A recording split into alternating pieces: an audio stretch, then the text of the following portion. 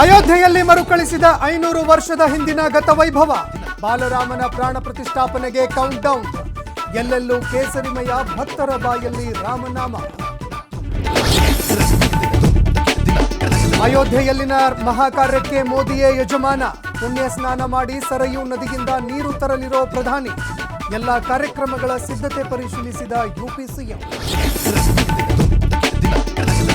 ಅಯೋಧ್ಯೆಗೆ ಕಾಲಿಡುವ ಮುನ್ನ ರಾಮನ ಹಾದಿಯಲ್ಲಿ ನಮೋ ಸಂಚಾರ.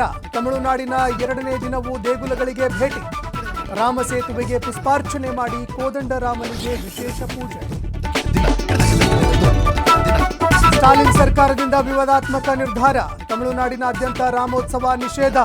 ಸಿಎಂ ನಡೆಗೆ ಕೇಂದ್ರ ಸಚಿವೆ ನಿರ್ಮಲಾ ಸೀತಾರಾಮನ್ ಕಿಡಿ. ಭಾರತ್ ನ್ಯಾಯ ಯಾತ್ರೆ ತಡೆಯಲು ಯತ್ನಿಸಿದ್ರ ಬಿಜೆಪಿಗರು. ದೊಣ್ಣೆ ಹಿಡಿದು ಬಸ್ ಮುಂದೆ ಬಂದಿದ್ರು.